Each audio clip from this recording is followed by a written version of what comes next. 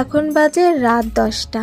আমি আমার সমস্ত কাজ কমপ্লিট করে মানে রাতের রান্না করে ভাইকে বাবাকে ঠাকুমাকে খেতে দিয়ে নিজে খেয়ে রেডি হয়ে গেছি মেলায় যাবার জন্য।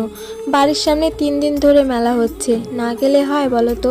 এমনি তো দূরে কোথাও যেতে পারি না, আর বাড়ির সামনে 3 দিন ধরে মেলা হচ্ছে, একদিন তো যাওয়াই যায়, তাই না? মা তো নেই, কে নিয়ে যাবে মেলায় বলো তো? মেলায় যাই আমি কাকিমাদের সঙ্গে, বোনদের সঙ্গে। তার মধ্যে একটার তো বিয়ে হয়ে গেল, আর একজন মেলায় যাবে না। একা পড়ে গেছি মেলায়, ভালো লাগছে না। যাবো কি যাবে না ভাবতে ভাবতে বললাম না যাই। মেজো কাকির সঙ্গে মেলায় যাচ্ছি আমি আর কাকি মিলে। তো মেলায় দেখো পৌঁছে গেছি। প্রথমে গিয়ে ঠাকুরের মণ্ডপে চলে আসলাম। কাকি আগের দিন এসেছিল কিন্তু মণ্ডপে আসেনি তাই বললো। তাই আমি আর কাকি গিয়ে প্রথমে গঙ্গা মাকে দর্শন করলাম, আর তারপর প্রণাম সেরে চারিদিকটা দেখছিলাম। আর এখানে প্রত্যেক বছর গঙ্গা মায়ের পাশাপাশি এইসব কার্তিক অনেক রকমের ঠাকুর এখানে আনে। এই ফার্স্ট টাইম কাকির সঙ্গে একা মেলায় আসলাম বোনদের বাদে। আর একা আসে তেমন ভালো লাগছিল না, কেমন একটা ফিল হচ্ছিল। কখনো তো আসি না, এই ফার্স্ট টাইম আসলাম, ভালো লাগছিল না। তারপর চলে গেছি ডান্সের ওখানে ডান্স দেখতে।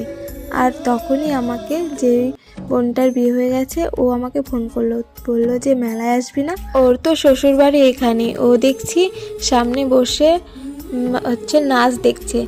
তারপর ওর সাথে দেখা হলো, ও নিয়ে গেল আমাকে আইসক্রিমের দোকানে আইসক্রিম খাওয়াতে। এখন বিয়ে হয়ে গেছে, অনেক বড় বড় দায়িত্ব পালন করতে হয়। আমি যেহেতু রাত 8টার সময় মোমো খেয়েছি, তারপর ভাত খেয়েছি অল্প করে, আর খেতে পাইনি। ও আমাকে আইসক্রিম কিনে দিল, সেই আইসক্রিমটাই খেয়েছি মেলায় গিয়ে, আর কিছু খাইনি। তাই ভাবি যে একসাথে বড় হলাম, আজ ওর বিয়ে হয়ে গেল, ও এখন বিয়ে হওয়ার পরে কত ম্যাচিওর হয়ে গেছে, অনেক বড় বড় দায়িত্ব পালন করতে শিখে গেছে। আমি আর ও যমজ বোনের মতো ছিলাম, কখনো আমরা দিদি বোন বলে ডাকাডাকি করিনি। সবাই ভাবতো আমরা যমজ। যেখানে যেতাম একরকম জামা পরে যেতাম, কত জামা একরকম ওর সাথে আমার সাথে। অনেকে জিজ্ঞেস করতো তোমরা কি যমজ? আমি ওকে নাম ধরে ডাকতাম, ও আমাকে নাম ধরে ডাকতো। কখনো দিদি বোনের সম্পর্ক আমাদের মধ্যে ছিল না, আমাদের সবসময় ফ্রেন্ডের মতো সম্পর্ক ছিল। আর বেশি দিনের তো ছোট বড় না, 21 দিনের বড় আর ছোট, তো অতটা প্রবলেম হতো না। দিদি বোনের কোনো ফ্যাক্টই ছিল না এখানে। যাই হোক, আইসক্রিম খেয়ে আবার একটু নাচ দেখলাম, তারপর বাড়ি যাওয়ার উদ্দেশ্যে রওনা হলাম সবাইকে টাটা বাই করে। এই দেখো বাড়ি যেতে যেতেও আমরা একটু ডান্স